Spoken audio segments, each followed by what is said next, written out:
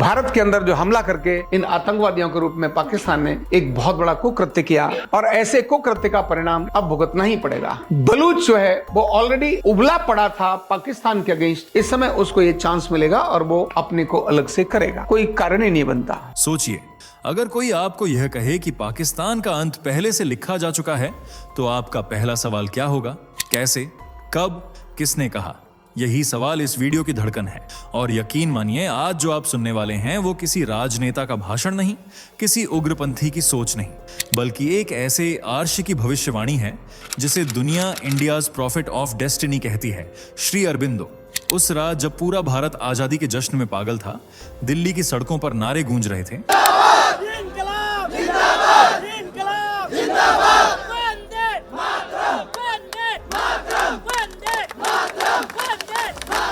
लाल किले से at the stroke of the midnight hour की प्रतिध्वनि फैल रही थी। उसी पल पौंडीचेरी के एक आश्रम में एक महायोगी आंखें मूंदे बैठे थे। भीड़, तालियां, झंडे नहीं, बस मौन। लेकिन वो मौन साधारण नहीं था, वो मौन भविष्य की गूंज था। क्या उन्होंने सच में पाकिस्तान के भविष्य को देखा था? और अगर हाँ, तो क्या वो भविष्य अब हमारे सामने खुलने वाला है? आज जब पूरी दुनिया पाकिस्तान के परमाणु हथियारों और उसकी सेना की ताकत की बातें करती है, हम एक ऐसे सच में उतरने जा रहे हैं जिसे जानकर आप सोचेंगे, इतिहास की किताबें हमें आधा सच बताती रही हैं। तो वादा करता हूं, अगर आप अंत तक जुड़े रहे तो आपको वो दृष्टि मिलेगी जिसे सुनकर आप सिर्फ हैरान नहीं होंगे, बल्कि भीतर से हिल जाएंगे। फटाफट कमेंट करके बताइए कि ये वीडियो आपको कैसे मिली। क्या आपने खुद सर्च किया था या अचानक ही स्क्रीन पर आ गई और आपने क्लिक कर दिया? हमें भी समझना है कि YouTube हमारी वीडियो आप तक किस तरह पहुंचा रहा है। और हाँ, चैनल को सब्सक्राइब जरूर कर लीजिए ताकि ऐसी ही इंटरेस्टिंग और एक्सक्लूसिव न्यूज सबसे पहले आपको मिलती रहे। क्या आप यकीन करेंगे अगर मैं कहूं कि पाकिस्तान का अंत निश्चित है? और नहीं, ये कोई राजनीतिक बयान नहीं है, ये कोई उग्र सोच नहीं है, बल्कि ये एक दिव्य दृष्टा की भविष्यवाणी है। एक ऐसा आर्यायश जिसने समय की सीमाओं को लांघकर एक ऐसा सच देखा जिसे आज भी बहुत से लोग मानने को तैयार नहीं। जो लोग कमेंट सेक्शन में अभी से मुझे कट्टरपंथी कहने वाले हैं, उनसे मैं बस एक बात कहना चाहूंगी, शांत गदाधारी भीम, शांत। क्योंकि ये मेरे विचार नहीं है, ये उस व्यक्ति की वाणी है जिसने भारत की आत्मा को देखा था, जिसने भारत को सिर्फ एक भूखंड नहीं बल्कि एक जीवित चेतना के रूप में अनुभव किया था। श्री अरबिंदो। पाकिस्तान का अंत, ये शब्द सुनते ही मन में सवाल उठता है, क्या यह मुमकिन है? क्या सच में ऐसा कुछ होगा? पर सोचिए, अगर कोई ऐसा व्यक्ति जिसने 1947 से पहले ही इस विभाजन को एक घाव के रूप में देखा, अगर उसने कहा कि यह राष्ट्र ज्यादा समय तक टिकेगा नहीं, तो क्या उसे नजरअंदाज किया जा सकता है? आज हम एक ऐसी बात करने जा रहे हैं जिसे जानकर आप हिल जाएंगे, क्योंकि ये कहानी सिर्फ इतिहास की नहीं है, ये कहानी भविष्य की है। एक ऐसा भविष्य जो तय है। तो अगर आप तैयार हैं उस भविष्य में झांकने के लिए, चलिए मेरे साथ। 15 अगस्त 1947, भारत के इतिहास का वो पल जब सदी की सबसे बड़ी गुलामी टूटकर बिखर रही थी। हर गली, हर मोहल्ला, हर गांव, हर शहर आजादी के जश्न में झूम रहा था। लाल किले से नेहरू की आवाज गूंज रही थी। At the stroke of the midnight hour, लोग नाच रहे थे, गा रहे थे, तिरंगा लहरा रहे थे। लेकिन ठीक उसी क्षण देश के एक कोने में गहरा मौन छाया हुआ था। पौंडीचेरी के एक छोटे से आश्रम में एक तेजस्वी अर्श आंखें मूंदे ध्यान में बैठे थे। कोई भाषण नहीं, कोई तालियां नहीं, बस एक तपस्वी मौन। ये थे श्री अरबिंदो। उस रात जब पूरी दुनिया भारत को आजाद होते देख रही थी, श्री अरबिंदो कुछ और देख रहे थे। वो देख रहे थे भारत की आत्मा को, जिसे जमीन से नहीं चेतना से बांटा गया था। भारत का विभाजन सिर्फ एक राजनीतिक फैसला नहीं था, ये एक आध्यात्मिक चोट थी, एक गहरा घाव जो राष्ट्र के शरीर पर नहीं, उसकी आत्मा पर लगा था। क्या आपने कभी सोचा है कि उस रात जब करोड़ों लोग खुशी मना रहे थे, एक महायोगी क्यों मौन था? क्यों उसकी आंखों में करुणा थी और चित्त में असहनीय वेदना? क्योंकि वो जानता था यह आजादी अधूरी है, यह स्वतंत्रता केवल राजनीतिक है, लेकिन आत्मा अभी भी छटपटा रही है।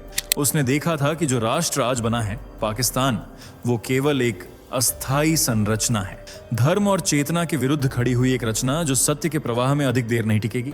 श्री अरबिंदो का मौन कोई साधारण मौन नहीं था, वो उस दिव्य चेतना का मौन था जो समय के पार देख रही थी, जो जानती थी कि भारत का पुनर्जन्म अभी अधूरा है। और इस मौन में छिपी थी एक भविष्यवाणी, एक चेतावनी और एक प्रतीक्षा। अब सवाल उठता है, क्या श्री अरबिंदो ने सच में कुछ ऐसा कहा था? क्या उन्होंने पाकिस्तान को लेकर कोई भविष्यवाणी की थी? उत्तर है हाँ, और वह भविष्यवाणी साधारण नहीं थी। श्री अरबिंदो ने कहा था कि पाकिस्तान एक भ्रम है, एक अस्थाई रचना है जो न धर्म पर आधारित है, न आत्मिक एकता पर। ये एक कृत्रिम संरचना है जो न ही भारतीय उपमहाद्वीप की आत्मा से मेल खाती है और न ही किसी सनातन चेतना से जुड़ती है। उनके शब्द थे, यह एक खोखला ढांचा है, सत्य के विरुद्ध खड़ा एक प्रयोग जो टिक नहीं सकता। ये कोई राजनीतिक टीका टिप्पणी नहीं थी, ये उस दृष्टा की वाणी थी जिसने भारत को राष्ट्र नहीं, एक जीवंत आत्मा के रूप में अनुभव किया था। श्री अरबिंदो के लिए भारत कोई आधुनिक राष्ट्र राज्य नहीं था। भारत एक चेतन सत्ता है जिसका शरीर उपमहाद्वीप है और आत्मा सनातन धर्म।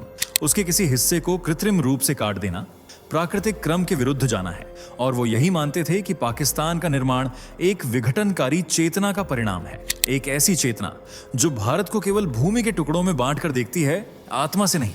लेकिन यहां कहानी यही नहीं रुकती। द मदर, जो श्री अरबिंदो की सबसे निकटतम साधिका थीं, उन्होंने भी इस विचार को दोहराया। उन्होंने तो यहां तक कहा था, पाकिस्तान एक मानसिक बीमारी है। उन्होंने 1954 में एक इंटरव्यू में बताया था कि श्री अरबिंदो ने भविष्यवाणी की थी कि पाकिस्तान का अस्तित्व केवल 10 वर्षों तक रहेगा, मतलब 1957 तक, और उसके बाद वो खुद ब खुद टूटने लगेगा। अब आप कहेंगे, लेकिन पाकिस्तान तो आज भी है। सही है, उसका नक्शा अभी भी मौजूद है, पर क्या उसका भीतर उतना ही मजबूत है? क्या आप नहीं देख रहे कि वह लगातार लड़खड़ा रहा है? विचारधाराओं में टकराव, पहचान का संकट और दिन प्रतिदिन गिरती चेतना। श्री अरबिंदो ने केवल घटना नहीं देखी थी, उन्होंने उसकी आध्यात्मिक प्रकृति को देखा था। और जब एक निर्माण धर्म, सत्य और चेतना से कट जाता है तो उसका टूटना निश्चित हो जाता है, चाहे देर लगे, लेकिन तय है। वो दिन था जब श्री अरबिंदो की भविष्यवाणी ने पहली बार भौतिक रूप लिया। साल था 1971। दशकों पहले जो चेतावनी दी गई थी, उसका पहला संकेत अब इतिहास के पन्नों में दर्ज होने वाला था। पाकिस्तान, जिसे एक राष्ट्र के रूप में खड़ा किया गया था, अंदर से दरकने लगा था। पूर्वी पाकिस्तान अपने अधिकारों, अपनी पहचान और आत्मसम्मान के लिए छटपटा रहा था। वो भूखंड, जिसे एक धर्म के नाम पर एक किया गया था, अब उसी धर्म के अंदर की भाषाई, सांस्कृतिक और राजनीतिक दरारें चीखने लगी थी। और फिर शुरू हुआ वो आंदोलन जिसने इतिहास की दिशा बदल दी। बांग्लादेश मुक्ति संग्राम एक आंदोलन नहीं, बल्कि कर्मफल की प्रतीक्षा थी। 1971 की जंग सिर्फ एक राजनीतिक टकराव नहीं थी, ये था एक आध्यात्मिक संतुलन की वापसी, जहां एक असंतुलित संरचना अपने ही भार तले टूटने लगी। भारत ने न केवल बांग्लादेश की सहायता की, बल्कि उस युद्ध में एक निर्णायक भूमिका निभाई, जिसने पाकिस्तान को 2 हिस्सों में बांट दिया। एक राष्ट्र जो दसियों साल से खुद को अखंड कहता रहा, अब आधा हो गया था। क्या यह महज संयोग था, या फिर वही भविष्यवाणी थी जो वर्षों पहले श्री अरबिंदो ने की थी कि पाकिस्तान एक अस्थायी सत्य है और उसका बिखरना तय है? श्री अरबिंदो ने नहीं कहा था कि एक दिन में सब बदल जाएगा, पर उन्होंने ये जरूर कहा था कि टाइम एक फोर्स ऑफ ट्रुथ है, it dissolves what is false. 1971 उस डिसॉल्विंग प्रोसेस की शुरुआत थी। उस दिन न सिर्फ एक नया देश बना, बल्कि एक भविष्यवाणी ने अपना पहला चरण पूरा किया। यह भारत के लिए गर्व का क्षण था, न केवल इसलिए कि हमने युद्ध जीता, बल्कि इसलिए कि हमने धर्म और न्याय के पक्ष में खड़े होकर उस अधूरी स्वतंत्रता को एक दिशा दी जिसकी कल्पना श्री अरबिंदो ने की थी। और अभी यह अंत नहीं था, बल्कि शुरुआत थी उस प्रक्रिया की जिसका अंतिम लक्ष्य है आध्यात्मिक अखंड भारत। 1971 की जंग में जब भारत ने पाकिस्तान को उसकी सबसे बड़ी हार दी, तो वो सिर्फ एक सैन्य विजय नहीं थी, वो एक ऐसा पल था जो इतिहास को मोड़ सकता था। अगर उस क्षण एक निर्णायक कदम और उठा लिया जाता। भारत की सेना ढाका के दिल तक पहुंच चुकी थी।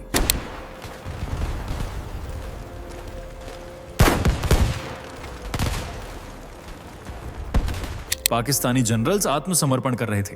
पूरे विश्व ने देखा भारत की शक्ति, रणनीति और नैतिक दृढ़ता। पर उस विजय की परछाई में एक अनकहा संवाद चल रहा था, एक ऐसी सलाह जो शायद अगर मानी जाती तो आज इतिहास कुछ और होता।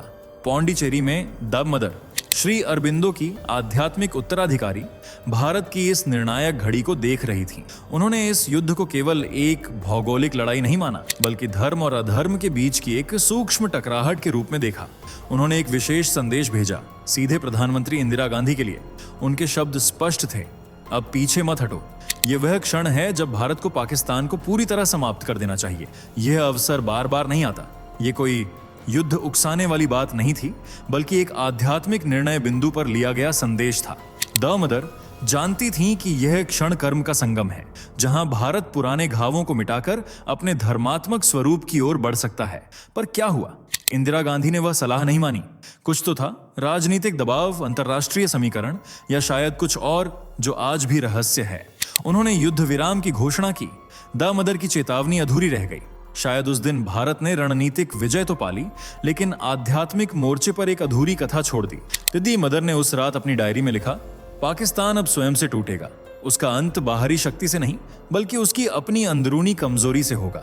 उन्होंने यह भी कहा कि पाकिस्तान एक दिन टुकड़ों में बंटेगा और वे टुकड़े फिर भारत की छाया में एक संघात्मक सनातन इकाई की ओर आकर्षित होंगे। यह सिर्फ एक भविष्यवाणी नहीं थी, ये उस मिस्ड मोमेंट की छाया थी जिसने उपमहाद्वीप के भाग्य को एक नया लेकिन लंबा रास्ता दे दिया। हमने उस दिन विजय तो पाई, पर शायद पूर्णता खो दी। अब जरा आज के नक्शे को देखिए। क्या आप नहीं देख रहे कि वो दरारें जिनकी भविष्यवाणी श्री अरबिंदो ने की थी अब सतह पर आ चुकी हैं? पाकिस्तान, जो एक समय खुद को इस्लामी दुनिया का नेतृत्व करता मानता था, आज अपने ही भीतर बिखर रहा है। श्री अरबिंदो ने कहा था, एक रचना जो सत्य से कटी हो वो अपने ही भार से ढह जाती है, और आज वही हो रहा है। बलूचिस्तान, जहां की भूमि भारत की सभ्यता की सबसे प्राचीन परतों में से एक है, वहां अलगाववाद अब आंदोलन बन चुका है। हर साल सैकड़ों लोग गायब हो जाते हैं, आवाजें दबी जाती हैं, लेकिन विद्रोह की आग बुझती नहीं। बलूचों का कहना है, हमें वो नहीं चाहिए जो इस्लामाबाद थोप रहा है, हमें चाहिए अपनी पहचान, अपनी जमीन, अपनी संस्कृति। सिंध में भी यही कहानी है। जहां मोहिंजोदड़ो जैसी धरोहरें हैं, वहां के लोग पूछते हैं, हम क्या हैं, पाकिस्तानी या कुछ और फिर बात आती है पख्तूनों की, जो अफगान सीमा से लगे इलाके में खुद को एक अलग राष्ट्र का सपना दिखाते हैं। ये सब सिर्फ सामाजिक आंदोलन नहीं है, ये हैं वो संकेत जो श्री अरबिंदो ने वर्षों पहले देख लिए थे। उन्होंने कहा था, ये देश अंदर से टूटेगा। धर्म, भाषा और चेतना की असमानता इसकी सबसे बड़ी कमजोरी बनेगी। अब सिर्फ सामाजिक टकराव नहीं है, आर्थिक बिखराव भी उस ढांचे को अंदर से तोड़ रहा है। महंगाई अपने चरम पर, IMF की शर्तों पर देश चल रहा है, और युवा वर्ग अपनी ही सरकार से निराश और क्रोधित है। पाकिस्तान की सेना, जो खुद को राष्ट्र की आत्मा मानती है, अब एक व्यापारिक शक्ति बन चुकी है, जनता से कटी हुई। इस सब के बीच चरमपंथ और कट्टरता ने पाकिस्तान की आत्मा को जकड़ रखा है। वो देश जो खुद को एक धर्म की पहचान से जोड़ता है, अब उसी धर्म के भीतर के विभाजन से लड़ रहा है। क्या ये वो मेंटल इलनेस नहीं है जिसका जिक्र दू मदर ने किया था? क्या ये वही टूटन की प्रक्रिया नहीं है जो 1957 से शुरू होकर आज भी जारी है? अगर आप ध्यान से देखें तो आपको दिखेगा, ये कोई साधारण संयोग नहीं है। यह है एक भविष्यवाणी का क्रियान्वयन, एक चेतना जो धीरे धीरे अपने पुराने अव्यवस्थित स्वरूप को त्याग रही है। और शायद यही वो समय है जब हम सबको फिर से ये समझना होगा, टूटना विनाश नहीं होता अगर वो सत्य की ओर ले जाए। तो अब प्रश्न ये नहीं है कि पाकिस्तान कब टूटेगा, प्रश्न ये है कि उस टूटन के बाद क्या होगा। श्री अरबिंदो की दृष्टि में ये केवल एक राष्ट्र का विघटन नहीं है, यह है एक चेतना का परिष्कार जो समय के साथ अपने प्राकृतिक स्रोत की ओर लौटेगा। उन्होंने कभी ये नहीं कहा कि पाकिस्तान दोबारा भारत का हिस्सा बनेगा, जैसे राजनीतिक नक्शे पर सीमाएं बदलती हैं, बल्कि उन्होंने कहा यह सब एक दिन फिर से भारत की चेतना में मिल जाएगा। और इस भारत का अर्थ वो भारत जो सनातन है, वो भारत जो धर्म, संस्कृति, करुणा और योग की धरती है, वो भारत जिसकी आत्मा अखंड है, चाहे उसका शरीर कितनी ही बार बांटा जाए। उनके शब्दों में, सनातन भारत एक लैंडमॉस नहीं है, it is a living force. जब बल्लूच अपनी सांस्कृतिक जड़ों की ओर लौटते हैं, जब सिंध में लोग वेदों और योग पर बात करने लगते हैं, जब अफगान सीमा के लोग महाभारत के पात्रों को याद करते हैं, तो समझिए यह राजनीतिक मिलन नहीं बल्कि एक आध्यात्मिक पुनर्मिलन है। और ये पुनर्मिलन हमें बताता है कि कृत्रिम सीमाएं कभी सनातन चेतना को बांध नहीं सकती। आज जब हम देखते हैं कि भारत वैश्विक मंच पर उभर रहा है, सनातन संस्कृति फिर से सम्मान पा रही है, तो यह कोई राजनीति की जीत नहीं है, यह है उस आत्मा की वापसी जिसे श्री अरबिंदो ने देखा था, जिसे उन्होंने मदर इंडिया कहा था। पाकिस्तान का अंत, बल्कि कहना चाहिए उस कृत्रिमता का अंत, एक नई शुरुआत है, एक ऐसे भारत की जो धर्म और करुणा के मूल पर खड़ा हो, जो विविधता में एकता को फिर से अपनाए। यह है सनातन भारत का पुनर्जन्म, और यह पुनर्जन्म हम सबकी चेतना में शुरू होता है।